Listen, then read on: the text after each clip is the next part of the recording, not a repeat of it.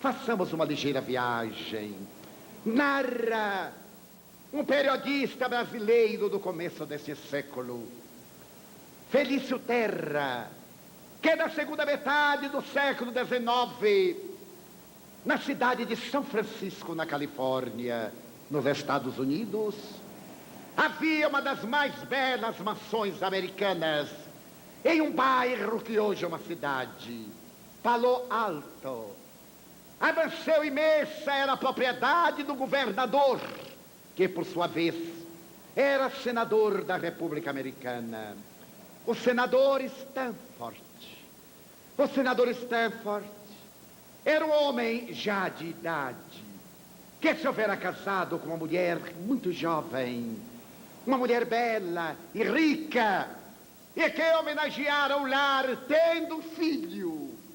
A residência da família Stanford era digna de inveja, porque Madame, periodicamente, cada ano, viajava à volta da terra e trazia tapetes da Pérsia, da Babilônia, cristais da Boêmia, cristais da Polônia, prataria da Itália, ouriversaria da França. Trazia do mundo inteiro o que havia de melhor para os banquetes colossais da sua mansão. Madame possui uma carruagem lavrada em madeiras nobres e ajaezada de pedras preciosas.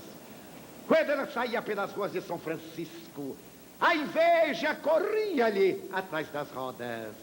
Madame era feliz, ainda mais porque tinha um filho chamado Leland. Na época desses acontecimentos, Leland contava 11 anos de idade. Leland era uma dessas crianças seráficas que parecia um anjo incorporado na pessoa humana. Belo, ligeiramente pálido, possuía 2 olhos verdes, que Madame decantava com as suas esmeraldas vivas. Leland amava os pais, particularmente a Madame Stanford. Mas Madame era uma mulher muito importante para perder tempo com o filho, o que faz lembrar certas mães modernas. Madame não tinha tempo, porque era uma mulher de grande representação. Quando Leland levantava, mamãe estava dormindo. Quando ele ia para a escola, mamãe despertava para o de jejum. Quando ele chegava em casa, mamãe tinha ido ao cabeleireiro. Mas eles se encontravam, sim, uma vez por semana, como recomendava a etiqueta. E quando Madame falava a respeito do seu filho, dizia: ele tem tudo. Ele tem uma babá germana, ele tem uma nurse americana, ele tem uma ama francesa, ele tem metade da nossa mansão, ele tem tudo. Ele não tinha mãe, mas isso não é muito importante, mas ele tinha coisas. E Leland crescia, e Madame o amava. Naqueles encontros fugazes, ela dizia: teus olhos verdes, meu filho, como eu gostaria de arrancá-los, fazer um pendentif, colocar no meu pescoço essas esmeraldas. E Leland sorria ante a ternura da mãe. Assim corria a felicidade na casa dos Stanford. Há um blocardo português que diz: não há felicidade que sempre dure, nem desgraça que um dia não se acabe. Certo dia, na família feliz de Madame Stanford, aconteceu uma coisa desagradável. Morreu-lhe uma tia que morava em São Francisco. Uma tia pobre, dessas velhotas pobres, que tem coragem de nascer em família rica. Pois ela nasceu na família rica, era pobre, e morava numa rua miserável do bairro de São Francisco. Madame nem se lembrava mais daquela coisa. E ela morreu, e morreu na primavera, quando podia ter morrido no inverno e não chamava atenção. Os pobres têm cada coisa. E morreu na semana da abertura da ópera. Madame não poderia ir à ópera. Um cronista social descobriu e colocou na primeira página do jornal de Palo Alto: Madame está de luto. Morreu-lhe uma tia que era muito amada, os ricos. E Madame não poderá durante uma semana sair de casa. Ela está muito traumatizada. A cidade apresenta-lhe condolências. Madame ficou revoltada. Como é que aquela velha achou de morrer 2 dias antes da abertura da ópera? O que é que ele ia fazer com o vestido, com os adereços? Mas não tinha jeito. O preconceito social, o formalismo. Madame, no segundo dia, disse ao marido: o que é que eu faço nesta casa horrorosa? Porque Madame era daquelas mulheres que não ficavam em casa nunca. Parece que a casa morde as pessoas. E as pessoas só vão lá para dormir, porque não tem jeito, às vezes nem vão. Arranjam colônias de férias, hotéis, passar fim de semana com medo de casa. Madame estava no chá, na recepção, no convescote, aqui e acolá. O que é que eu vou fazer uma semana dentro de casa? Uma semana nesse museu. O marido, que era mais velho e amava muito a flor juvenil da esposa, disse: meu bem, já que você não tem o que fazer, por que não vai brincar com nosso filho? É verdade, nosso filho, porque filho para muita gente é uma brincadeirinha. Para o homem é colocar a foto na carteira e mostrar aos amigos: olha aqui, o herdeiro, o varão.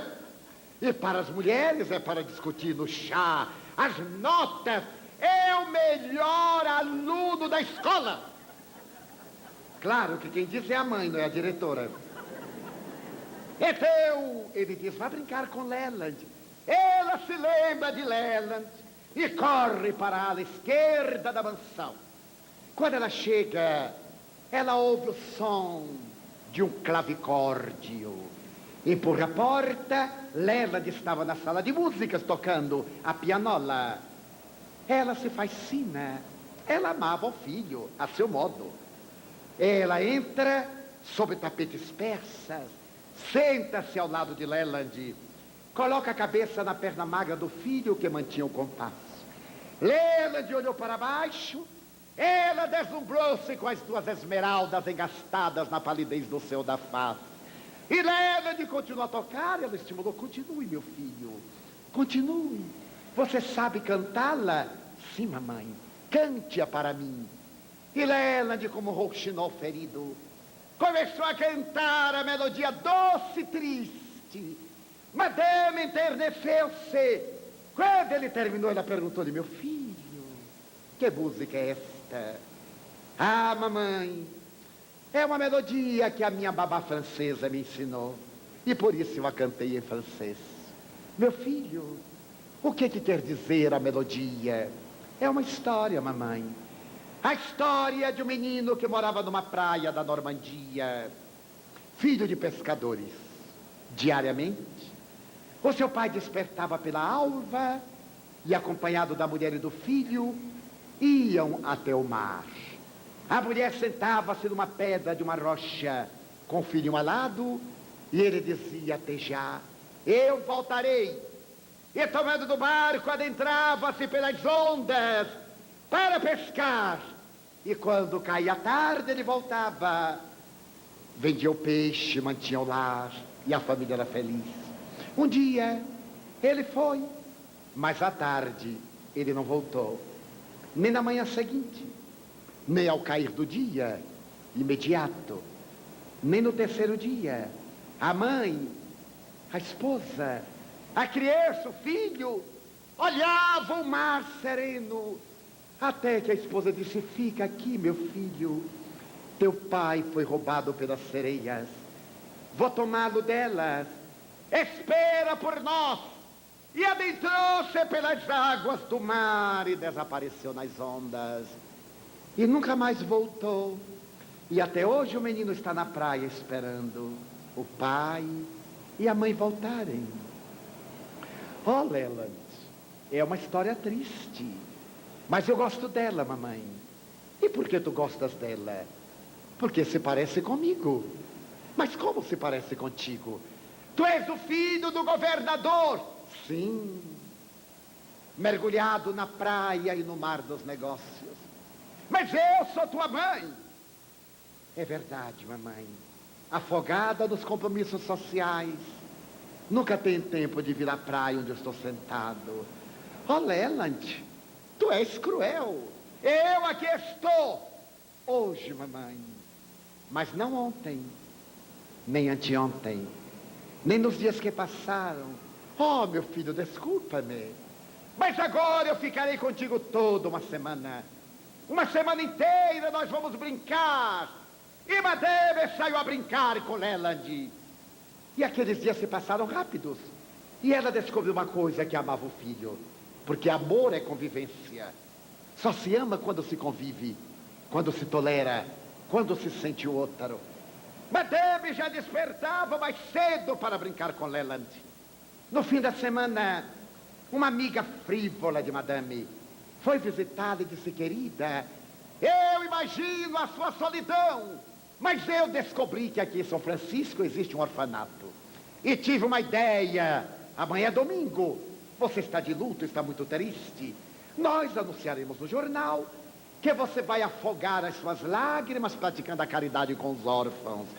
E os jornalistas irão fotografá-la. Irão dar a notícia de primeira página. A dama da caridade consolando os órfãos. Porque a caridade para muita gente é isso. Madame, que encontrou ali uma forma de sair, respirou aliviada.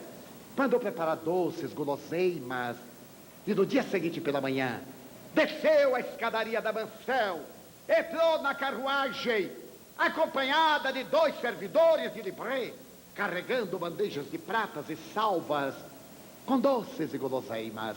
Quando a carruagem a partir, à porta, apareceu Leland, vestido de veludo azul, como se fosse uma tela de Gainsborough. Quando Madame o viu, enternecida, lhe perguntou: Leland, queres vir comigo? Oh, mamãe. Desceu a escada correndo, entrou na carruagem, bateu a porta.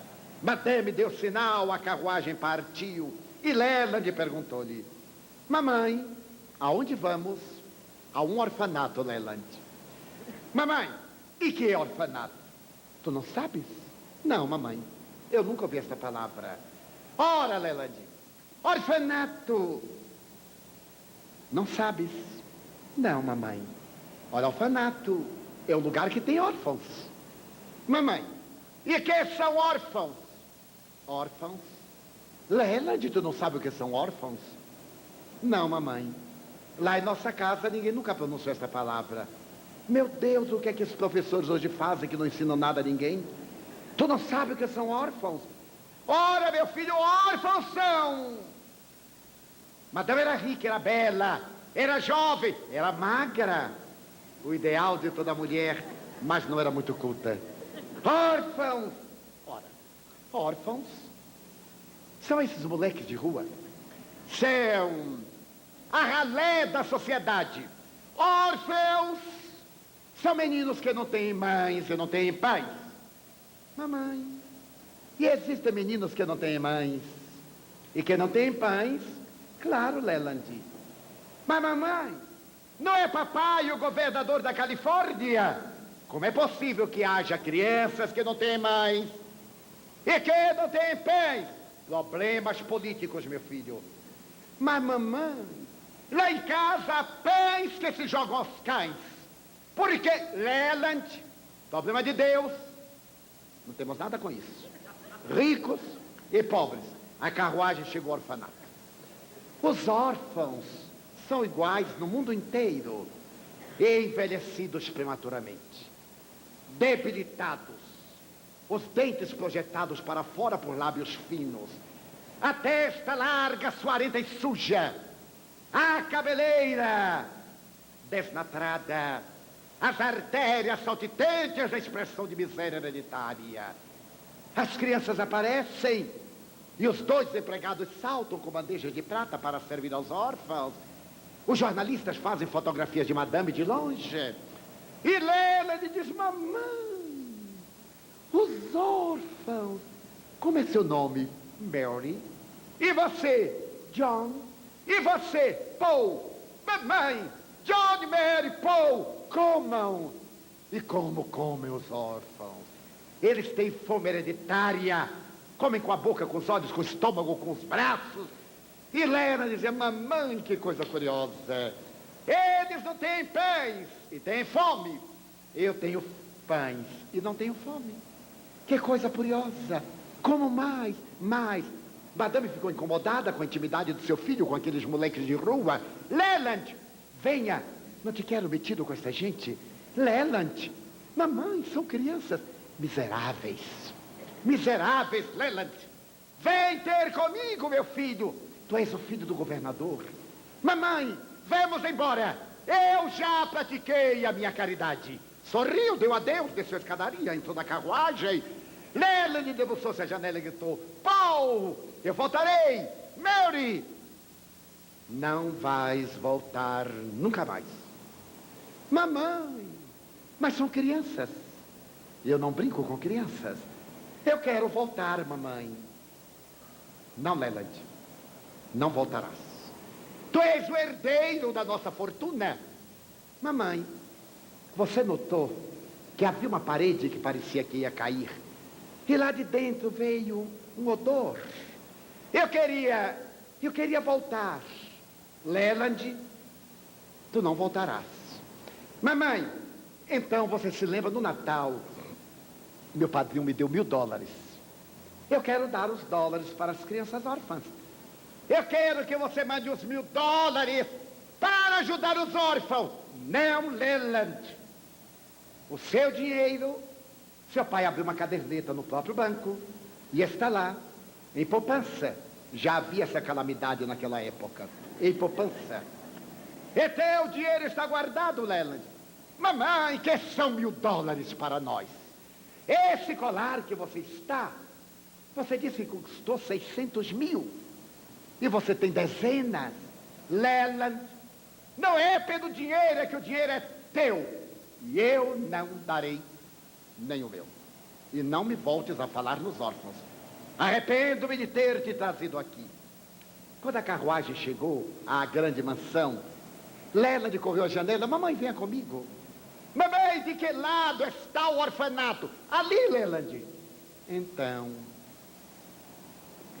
é ali que estão os meus irmãozinhos, os órfãos. Leland, que loucura é esta? Tu és filho único. Tu não tens irmãos. E no dia seguinte, mamãe, não me fales. Não vou falar, mamãe. Será que os órfãos hoje tomaram café? Não sei, Leland. Problema deles. Mamãe, Leland. No outro dia, mamãe, de que lado? Leland, meu filho, não me fales dos órfãos. Mas eu queria vê-los outra vez, mamãe. Nunca mais. Nunca mais. Leland adoeceu. Chamado médico. A criança com febre. O médico disse: senhora, trata-se de uma obsessão compulsiva. Ou leva ao orfanato, ou retira dos Estados Unidos. Prefiro retirá-lo dos Estados Unidos. Farei uma viagem à Europa. Madame começou a preparar-se para viajar à Europa. Marcou a data. E 10 dias depois, ela pegava um transatlântico em São Francisco. Esteve em Barcelona, em Madrid, em Paris, na Haia. Desceu a Roma. Mas onde chegava Leland corria a janela. Mamãe, aonde está São Francisco? De que lado? Ali, Leland. Então é lá. Leland, esquece-te dos órfãos. Quando chegou a Roma, no hotel de luxo na Via Ápia antiga, Madame, que alugava sempre alguns apartamentos para ser a sua exclusiva suíte, Leland enfermou gravemente. Chamados os médicos, eles diagnosticaram febre amarela.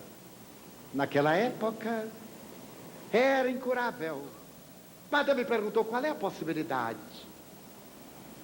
Nenhuma, senhora. Ele vai morrer em 24 horas. A febre que ele estava já era, nos últimos dias, a presença da infecção. Mas meu filho não pode morrer. Senhora, nós somos médicos.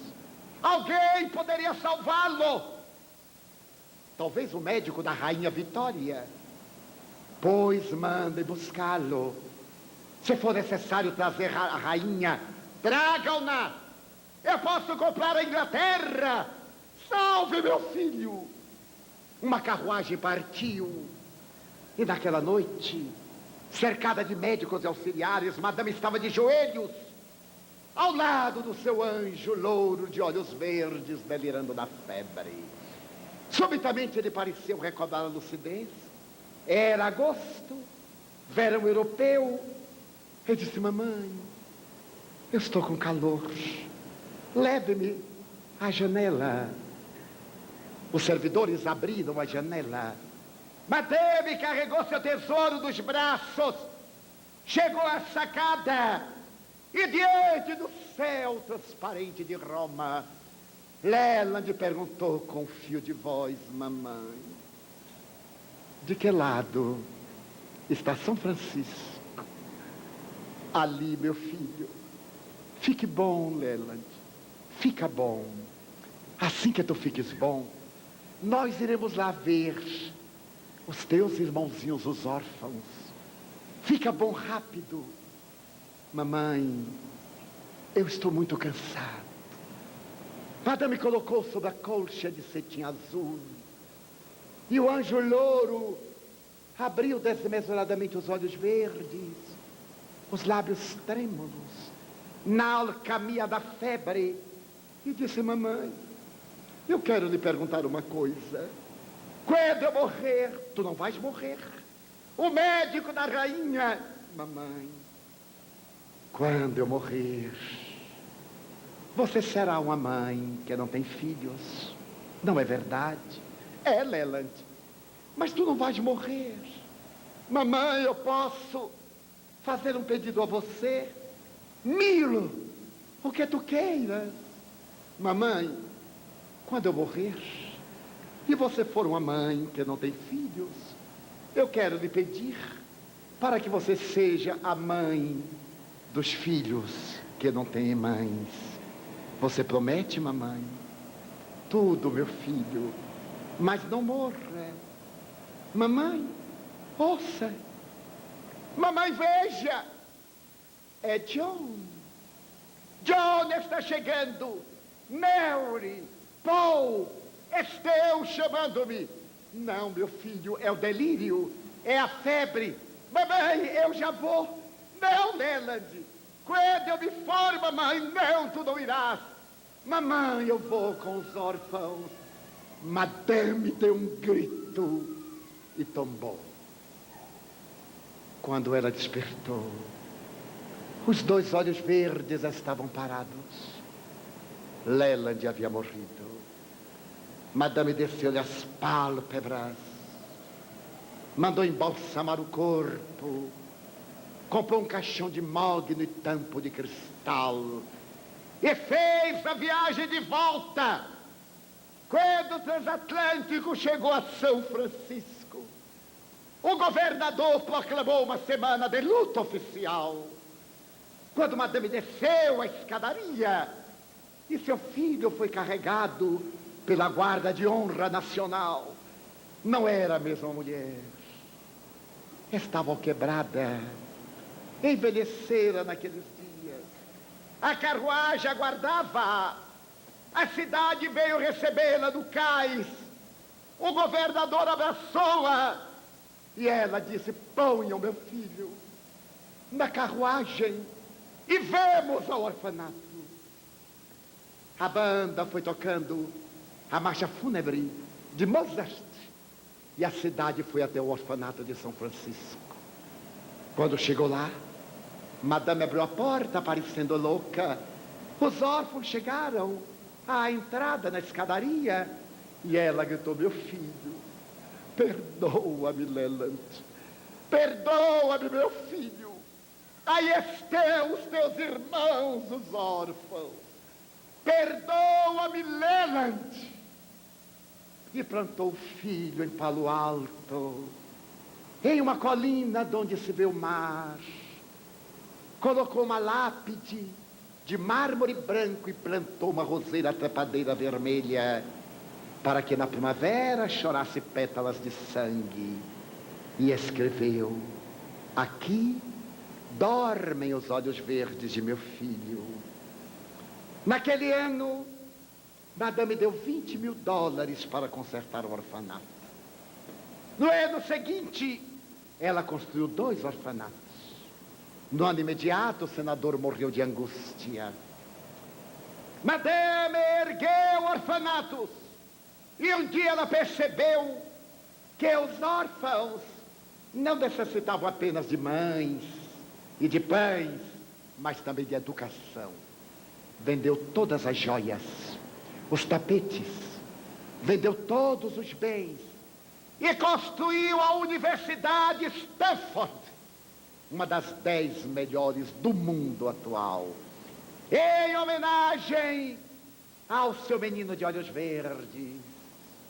No ano de 1905, em uma casa modesta, num bairro humilde de São Francisco, a antiga rainha da moda americana, Madame Stanford, era uma velhinha frágil, em uma cadeira de balanço, quando o periodista brasileiro Felício Terra foi entrevistá-la. Madame, você deu tudo aos órfãos? Tudo. Na minha casa tem apenas uma cadeira para eu me sentar, e nada mais. Tudo mais eu dei aos meus filhos órfãos. Madame, você deu aqueles $1.000? Não, não eram meus, eram de meus filhos. Eu transformei aqueles $1.000 numa fundação para atender a qualquer criança loura de olhos verdes e órfã, em homenagem ao meu filho. É uma fundação de apoio a crianças de olhos verdes e órfãs que sejam louras. O anjo Stanford, viera como amor para enriquecer a alma dessa mulher extraordinária. Foi lá em Stanford que se instalou o primeiro desintegrador molecular. Foi ali em Palo Alto que a universidade adquiriu dignidade e compete hoje com as melhores do mundo, graças ao amor.